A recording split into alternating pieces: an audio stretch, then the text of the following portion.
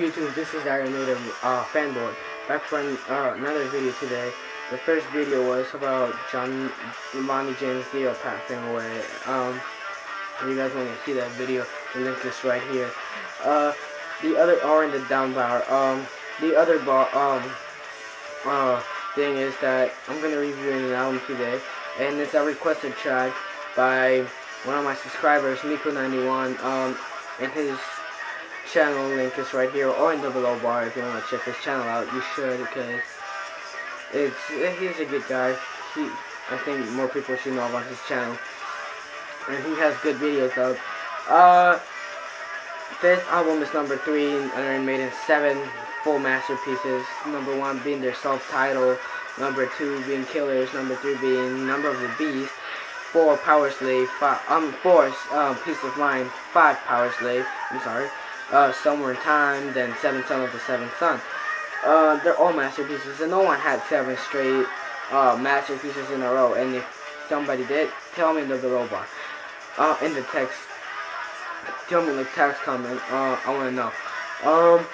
But yeah, Maiden, Number of the Beast is a phenomenal track. It's the first and last for Maiden too. Killers was the first for Agent Smith, and the last for Paul Diano, and this one's the first for Bruce Dickinson, and the last for Clive Burr, who has songwriting credits in this album, and this is the only album he has songwriting credits in.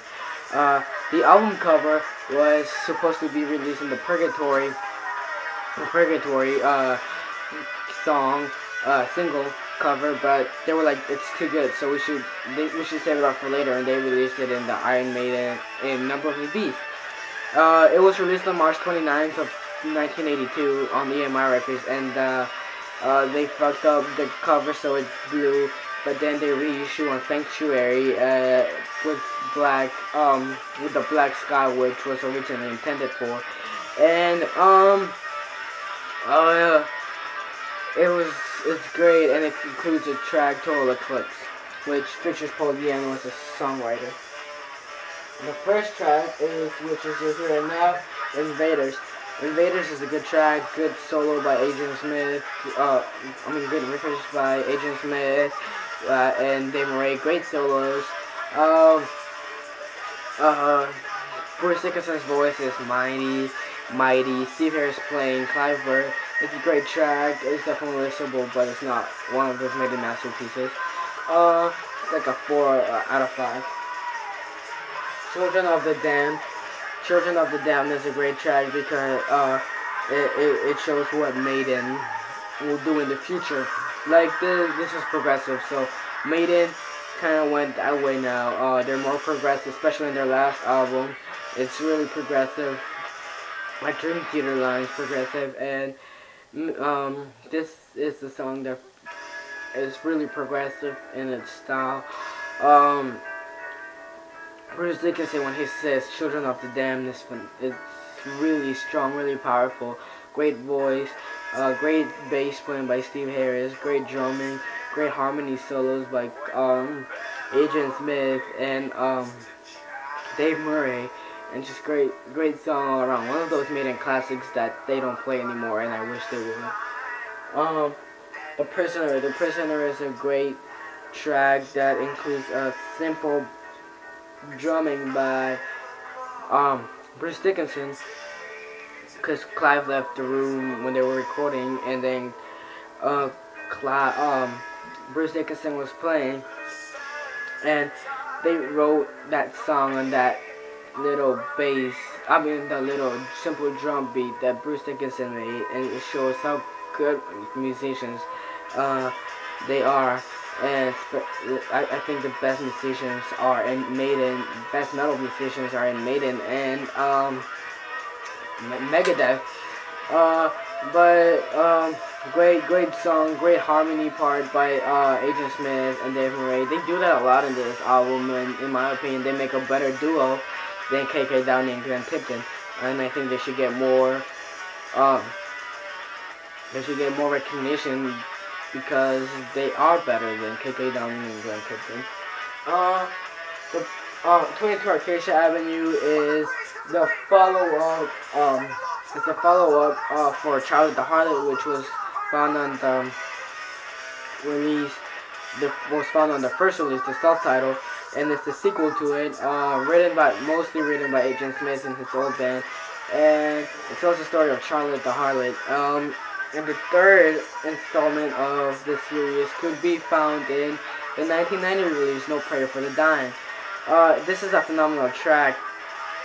It's just, it is great, slowed down, heavy riffage, and then it gets faster, then a really good melodic solo, really great, and then a really, not really fast, but kind of fast solo, to end the track, and it ends great. One of the shining moments in this album. The number of the beast, obviously, I'm reviewing this track, but there shouldn't be a review for this track, because if you're a metalhead, you should know this track. It's one of those great metal songs of all time. You can't deny how great Number of the Beast is. It's just phenomenal. Great playing, great playing by Steve Harris. Great solo switching by Adrian Smith and Dave Murray. Great singing by Bruce Dickinson. Great drumming by Clive, and phenomenal singing by and great lyrics with the controversy of him saying 666, and people misinterpret it, but it's truly about them being satanic, but it's truly about a boy going over like a mountain and seeing a satanic ritual happening. So yeah, Run to the Hills. Run to the Hills is a great track. It's another great masterpiece. It's one of my masterpieces. Great intro. Great lyrics, like about Native Americans when the British came. The first part of the song is about the Native Americans' point of view, the British coming in. The second part is about the British point of view. I think that's really good in songwriting. Then Steve Harris bass playing in it is amazing. Great wah-wah solo by Dave Murray. Bruce Dickinson, great hi-hat intro by Clive Burr, and great singing. Bruce Dickinson, when he sings the chorus "Run to the Hills," he hits those notes. It's phenomenal. And live, it's even better.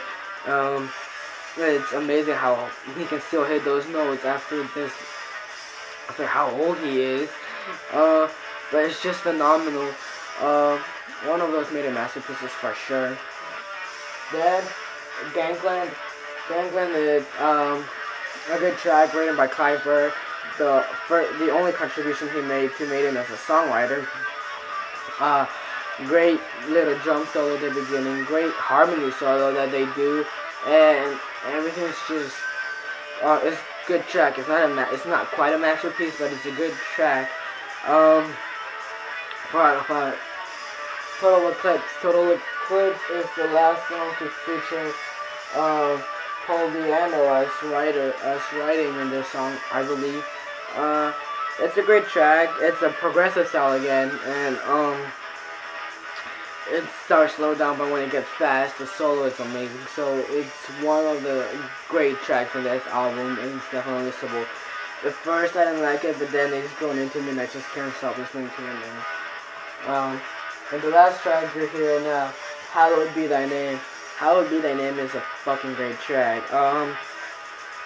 It's one of those masterpieces that